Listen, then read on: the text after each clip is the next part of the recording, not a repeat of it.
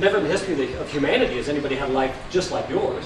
Never in the future of humanity will anybody have a life just like yours, and no one alive today has a life just like yours. So the way you make sense out of your life is unique. It's unique historically, it's unique for the rest of mankind, and it's unique now, which means you're delusional in a unique way, and no one shares that, which is problematic, right? All of a sudden it's like, oh my God, here's the rub, we're pack animals. Well, the few things we know about human beings, we come out of the womb with a desire to connect with other people. Some people have a huge need. A lot of you in this room, you know, or loan originators, people that are in commission jobs where they're paid to make deals, typically have a strong drive to connect with people. There's other people with a you know, a little weaker drive. They can probably go into IT. But the point is,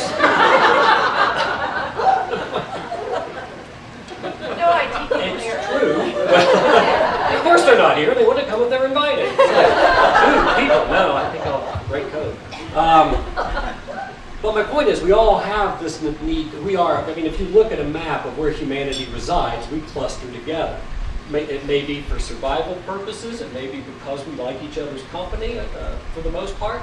But we do want to connect with each other. But now you've got 7 billion people uniquely delusional with a desire to connect with each other, which really doesn't come as a surprise, because John Hopkins University, when they studied longevity, they theorized that this body is perfectly designed to last 120 years minimum, 120 years. In the United States, we're getting about 80 out of it. I mean, if you bought any piece of equipment and you only got about 2/3 of its lifetime, you'd be pretty disappointed. So Johns Hopkins says, what's running this thing down? Well, big bag of duh, stress. Thank God, we found the Holy Grail. Now we know how to make people live longer. It's stress. If we eliminate stress, we will live longer. Now, what's the number one cause of stress? People.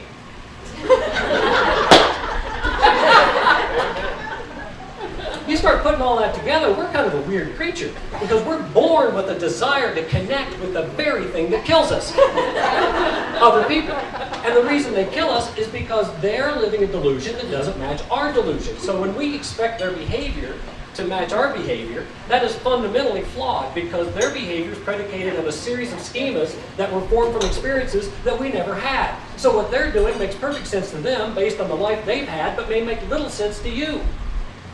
Add to that, you've got people like Socrates and Plato and Aristotle, all the way through Carl Jung and modern day psychologists. We start to realize, okay, this is a completely effed up model. There's got to be, I mean, I don't care if you believe in creationism or evolution or whatever, how we got to be where we are as a creature, but no model would predict this type of dynamic where you're born with a desire, Cindy, to connect with Rosie, and yet you're both individually delusional, and she's going to disappoint you, and you're going to think she's strange.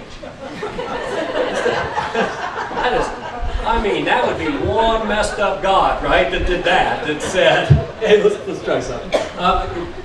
Right? So, they theorized, and it's widely accepted among the applied cognitive psychology community, that you have to be born with certain schemas that make you human. So these are not experience-driven schemas, they're species-based schemas, that they're in your brain from the word go, that make you uniquely human. And they believe there's 4 of these. And this is a large part of what the book's about, is that as we develop, as we reach full cognitive development in our lives, these 4 schemas, of which we all share, it is what Jung would call the collective unconscious, the fiber that runs between us that allows us to tolerate each other enough to not kill each other. But these develop into preferences. So while you have all 4, one of them tends to have a bigger impact on the way you perceive the world and the way you interact with others.